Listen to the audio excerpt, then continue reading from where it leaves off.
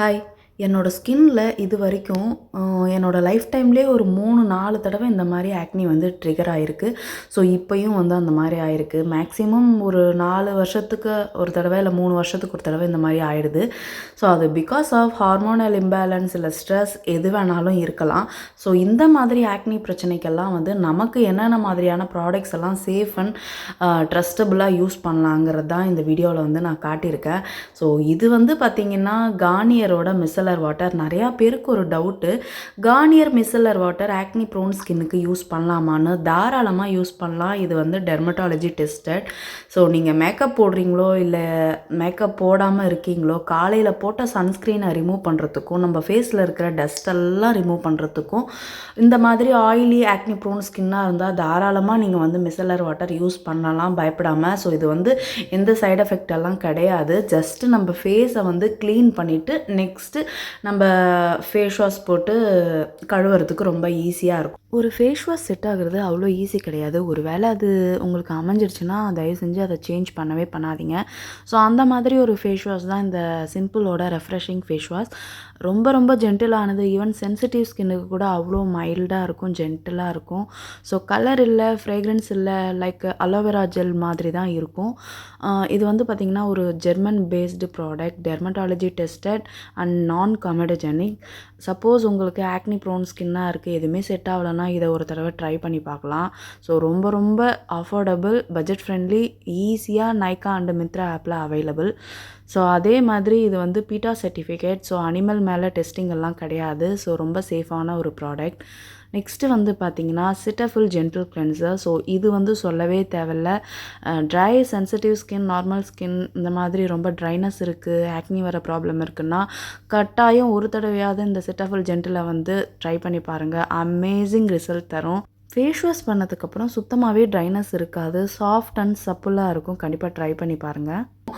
So next வந்து பார்த்திங்கன்னா இந்த கெமிக்கல் பீலிங், எஸ்பெஷலி டெர்மாகோவோட இந்த பர்டிகுலர் கெமிக்கல் பீலிங் நான் வந்து ஃபஸ்ட்டு 15% யூஸ் பண்ணேன். ஸோ அதுக்கப்புறம் தான் வந்து ஒரு 1-2 இயர் கழித்து இப்போ 30% வந்து யூஸ் பண்ணிகிட்ருக்கேன்.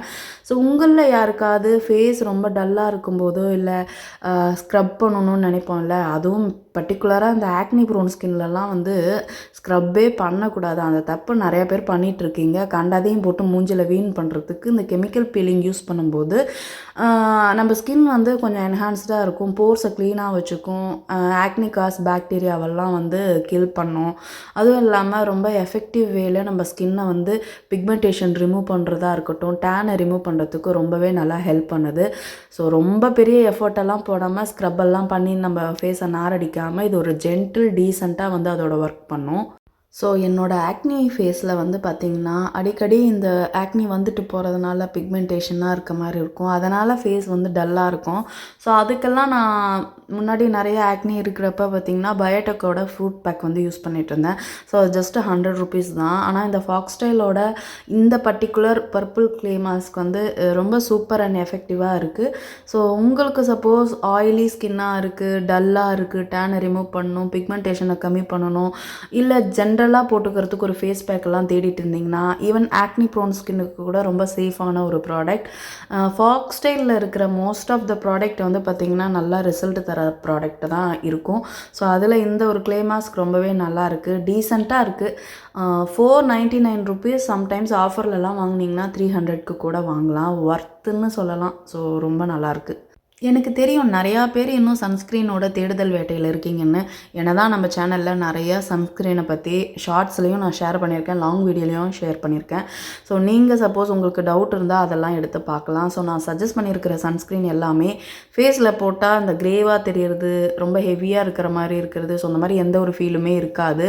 நீங்கள் ஜஸ்ட்டு அப்ளை பண்ணிவிட்டு நீங்கள் மேலே ஒரு காம்பேக்ட் பவுடர் போட்டிங்கனாவே ரொம்ப சூப்பராக இருக்கும். ஸோ அதுலேயும் உங்களுக்கு ஆக்னி ப்ரோன் ஸ்கின்னாக இருக்குன்னா இந்த ஃபிக்ஸ் டெர்மாவோட SPF 50 இருக்கிற இந்த ஜெல் ஃபார்முலாவில் இருக்கிற சன்ஸ்க்ரீன் ரொம்ப சூப்பராக ஒர்க் ஆகுது. ஸோ உங்களுக்கு இது போட்டு ஒரு ஆக்னி வந்தது அப்படின்னு இல்லாமல் ரொம்ப நல்லா டீசெண்டாக ஒர்க் ஆகும். ஸோ நெக்ஸ்ட்டு வந்து இந்த விஷ்கேரோட niacinamide oil balancing sunscreen. So இது வந்து பார்த்திங்கன்னா oily skin combination acne prone.